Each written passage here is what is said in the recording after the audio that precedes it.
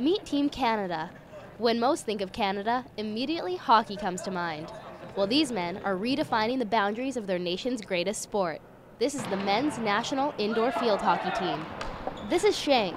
He's the goalie and captain of Team Canada and is proudly leading them to the World Cup in Poznan, Poland. Next year. So I started playing when I was 16, and the next year I started playing for the provincial team. And from there, I was invited to the junior national camp 6 months later, so it was just kind of like a quick ride. In North America, field hockey is an amateur sport.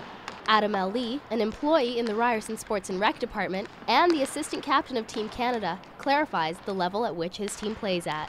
The FIH is similar to FIFA, as in, obviously there are professional players that play in the FIFA World Cup, and there will be semi-professional players that play in the World Cup that we're going to for European teams as well. Let's take a look at Team Canada's resume. In April 2010, they made their way to the Pan American Cup in Barquisimeto, Venezuela, and defeated the Americans in the finals to win themselves the cup and gain entrance into the World Cup held this February in Poland. The difference between the Pan Ams and the World Cup is that at the World Cup, the best teams in the world are there and the best teams are in Europe. This is going to be my third World Cup, luckily. I was the rookie in 2003, and then I was in the middle of the pack in 2007, and now I'm one of the veterans in 2011. Adam also played in the last World Cup. Oh, it's unbelievable. I mean, you play field hockey here and like no one knows you or cares really about it, and you go to Europe, and the second indoor World Cup, which is the one that I was a part of, was in Vienna, Austria in 2007, and the experience, it's like any big event here. You get great crowds out for the games, and people come up to you, like little kids come up to you and ask for your autograph. It's a real experience to experience that, and it felt great because they care about the game so much more.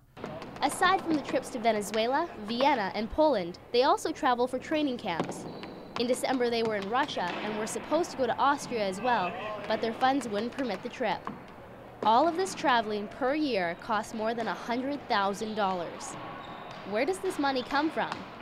Well, the players' pockets. They are basically working to afford themselves the opportunity to play, and they are hardly recognized by the country they represent. So why do they do it? There can only be one reason.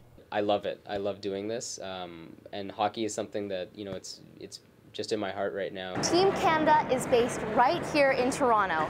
They won the Pan American Cup, they're on their way to the World Cup, and they've been battling to have indoor field hockey recognized as a game in the Winter Olympics. All of this for a country that hardly knows they exist. I say it's time we give these men some credit. I'm Kelsey Wingerak for the Ryerson Rams Network.